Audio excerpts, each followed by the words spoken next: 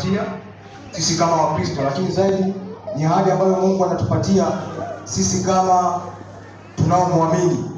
Ni ahadi ambayo Mungu anaitoa kwa kila ambaye anaamini, awe Mkristo au si Mkristo. Lakini Isaya anatuambia kwamba tupitapo katika maji mengi, tupitapo katika moto, Mungu atakuwa pamoja nasi. Neno alituambia kwamba hatutapita. Neno linasema kwamba tupitapo katika maji mengi. Hivyo basi tunachopaswa kujua ni kwamba kupita katika moto, kupita katika maji mengi ni sheria. Ukishakuwa mwanadamu ni lazima utapita katika nini? Katika changamoto, si ndio? Changamoto ni sheria. Kwa hiyo hatuwezi kukimbia changamoto. Sasa swali ni kwamba je, unapokuwa unapita katika changamoto, unapita kwa namna gani? Ndilo swali ambalo tunapaswa kuweza kujiuliza. Ni kwa namna gani tunaweza kupita katika hiyo changamoto? Nakipenda sana kisa cha Yohana ambaye alikuwa ndio mtu wa kwanza kuweza kuhubiri juu habari ya ujio wa Yesu Kristo.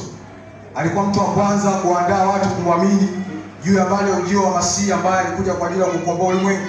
Lakini imani ya Yohana ilikuwa kubwa sana, kwa sababu Yohana alishuhudia vile ambavyo Mungu au Yesu Kristo alipokuwa hapa duniani alivyokuwa akivitenda.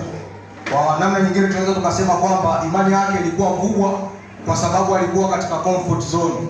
Alikuwa katika hali ya utulivu, katika hali ambayo ilimfanya aweze kuwa na imani zaidi.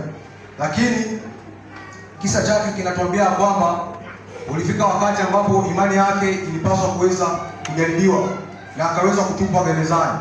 Na alipokuwa gerezani, Yohana, wanafunzi walikuwa wanaenda kumuona.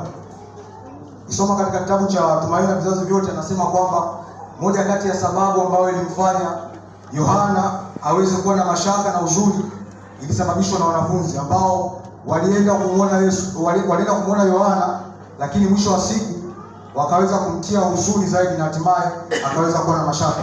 Wanafunzi walimuuliza Yohana kwamba wewe umetayarisha njia ya Masihi, na wakati huu upo gerezani, lakini yeye kana kwamba haoni.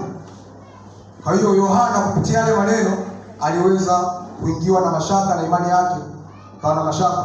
Ndivyo ambavyo hata nasi wakati fulani kama Wakristo, kuna wengine ambao wanapitia changamoto, tunatumwa kwa ajili ya kwenda kuwatia moyo, lakini zaidi tunaenda kuwakandamiza na kuweza kuwapoteza zaidi. Lakini Yohana baada ya kuingiwa na mashaka akaweza kutuma wanafunzi kwa Yesu. Hebu nendeni mkamuulize kwamba huyu ndiye yeye. Swali la Yohana lilikuwa lina maana kubwa sana, kwa sababu Yohana alipomtambua